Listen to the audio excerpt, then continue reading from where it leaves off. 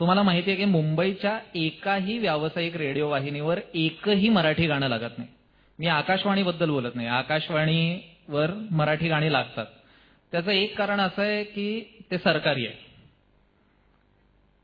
एक महत्वाचं कारण आहे की ते सरकारी आहे, त्यामुळे तिथे लागतातच मराठी गाणी, लावावीच लागतात. पण तिथे सुद्धा तुम्ही वेळ बघितलीत तर सकाळी 10 ते दुपारी 3.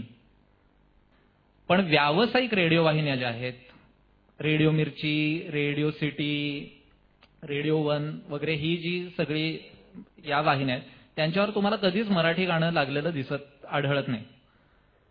तर तिथे मी काम करत असताना तिथल्या माझा मित्र होता, तिथला एक कर्मचारी, एक रेडिओ जॉकी, त्याला विचारलं की अरे तुम्ही मराठी गाणी का नाही लावत? हा अतिशय सहज स्वाभाविक असा प्रश्न होता. याच्यात माझ्या मनात काहीच नव्हतं की याच्याकडनं काय उत्तर येईल. एक जिज्ञासेपोटी मी त्याला विचारलं की मराठी गाणी तुम्ही का नाही लावत? तर त्याच्यावर तो म्हणाला की आमची पॉलिसी आहे. म्हटलं पॉलिसी आहे? महाराष्ट्राच्या राजधानीमध्ये मराठी गाणं न लावण्याची पॉलिसी आहे तुमची? तो म्हणला हो. म्हटलं बर. आणि मी तुम्हाला सांगितलं की मी सहज चिडत नाही, त्यामुळे मला असं वाटलं की याच्यात काय कारण आहे हे जाणून घ्यायला हवं. म्हटलं की अशी पॉलिसी तुमची इतर कुठल्या शहरामध्ये आहे? कोइंबतूरमध्ये तमिळ गाणं लावणार नाही, कलकत्त्यामध्ये बंगाली गाणं लावणार नाही, बंगलोरमध्ये कन्नडा गाणं लावणार नाही. भारताच्या एकाही शहरामध्ये अशी पॉलिसी नाही. बरं, पॉलिसी म्हणजे काही आपोआप झालंय का की रिक्वेस्टच येत नाही म्हणून आम्ही नाही लावत, राहूनच गेलं तरीही समजू शकतो. पण पॉलिसी म्हणजे मुद्दामहून अवलंबलेलं धोरण, मुद्दामहून अवलंबलेलं भाषेविरुद्ध, स्थानिक भाषेविरुद्ध धोरण. तर मी म्हटलं की पॉलिसी करण्यामागे काहीतरी एक तर्क असेल, काहीतरी एक हेतू असेल, तर काय आहे तो?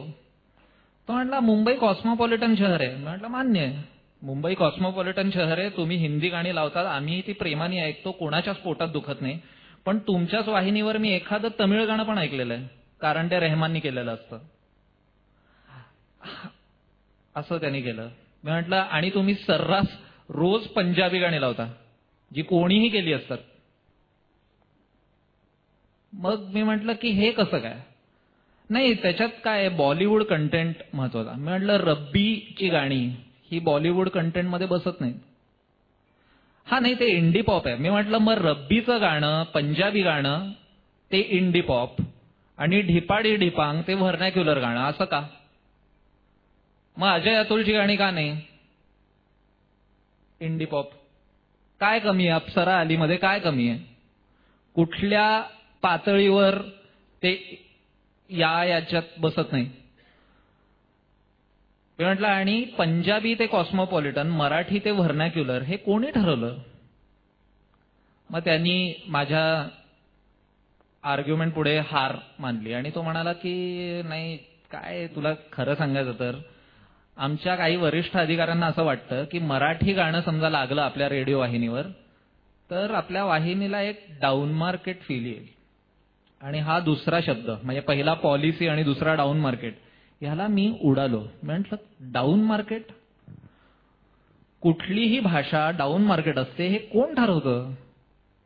आणि मराठीच्या बाबतीत हा तर जावई शोध आहे. म्हटलं कोणी लावला हा की मराठी डाऊन मार्केट आहे? म्हटलं तुम्ही एन्कार्टा एन्सायक्लोपीडिया उघडून बघा. युनेस्कोच्या एका सर्व्हेप्रमाणे जगामध्ये 6,500 भाषा आणि बोलीभाषा, लँग्वेजेस अँड डायलेक्ट्स अस्तित्वात आहेत. याचा सर्वाधिक बोलल्या जाणाऱ्या भाषा असा क्रमवार काढला तर मराठीचा क्रमांक 15वा आहे. 6,000 भाषांमध्ये 15वी सर्वाधिक बोलली जाणारी भाषा या अख्ख्या ग्रहावर. तर 15वी सर्वाधिक बोलली जाणारी भाषा केवळ आकडेवारीवरच तुम्ही डाऊन मार्केट आहे असं म्हणू तरी कसं शकता? दुसरी गोष्ट, नासानी एक गोल्डन व्होयेजर नावाचं एक यान अंतराळात पाठवलं होतं. त्याच्यामध्ये त्यांनी पुढे समजा पृथ्वीबद्दल कुठल्या बाहेर काही जीवन आढळलं अंतराळामध्ये, तर त्याच्या पृथ्वी संबंधी माहिती पोचावी एलियन्स पर्यंत, तर त्यांनी एक गोल्डन रेकॉर्ड नावाने एक आर्काईव्ह करून अंतराळात सोडले या गोल्डन व्हॉयेजरमध्ये.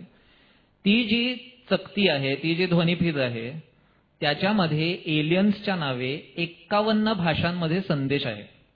यात एक शास्त्रज्ञांनी तयार केलेली एक कोड आहे आणि बाकी उरलेल्या 50 पृथ्वी तलावरच्या भाषा आहेत. या 6500 भाषांमधल्या या 50 भाषांमध्ये सुद्धा मराठीचा समावेश आहे. कोणाला खात्री करून घ्यायची असेल तर गुगलवर जाऊन गोल्डन व्हॉयेजर असा एक शोध करावा आणि तुम्हाला हा मराठीतला संदेश ऐकू येतो बरं का, आपल्याला ऐकता येईल हा संदेश. आता नासाला वाटू शकतं की अंतराळात कोणीतरी मराठी समजणारा असू शकतं, तर मुंबईमध्ये आमची भाषा डाऊन मार्केट आहे हे ठरवणारे तुम्ही कोण आहात? असा अगदी साधा प्रश्न माझ्या मनात निर्माण झाला. बरं, इतकंच नाही, या गोल्डन व्हॉयेजर मधल्याच या गोल्डन रेकॉर्डमध्ये पृथ्वी तलावरचं जे संगीत म्हणून पाठवलेलं आहे, असे एक 15 ते 20 ट्रॅक्स पृथ्वी तलावरचं संगीत प्रातिनिधिक स्वरूपाचं असं त्यांनी पाठवलेलं आहे. यात भारतीय संगीताचं प्रातिनिधित्व हे केसरबाई केरकरांची बंदिश आहे जी पाठवली अंतराळामध्ये.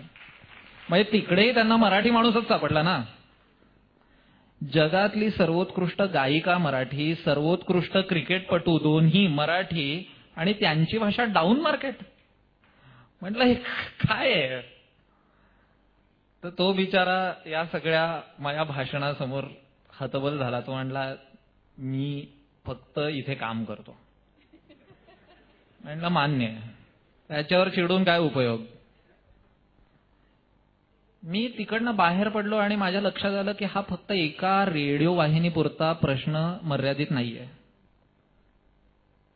4 महिन्यापूर्वीपर्यंत व्होडाफोनची पॉलिसी होती की आम्ही मराठीत बोलणार नाही. ते एक टिपिकल संभाषण मी ऐकवतो तुम्हाला.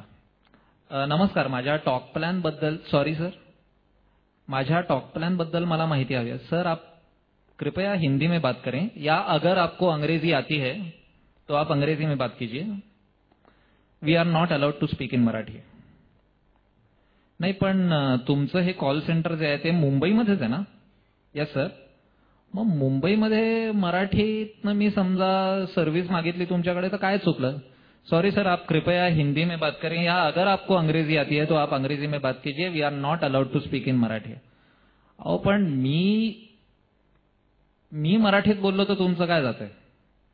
सॉरी सर, आप हिंदी में बात करें या अगर आपको अंग्रेजी आती है तो आप अंग्रेजी में बात कीजिए, तो ही हम आपकी मदद कर सकेंगे. म्हणजे you are happy to help but not in Marathi.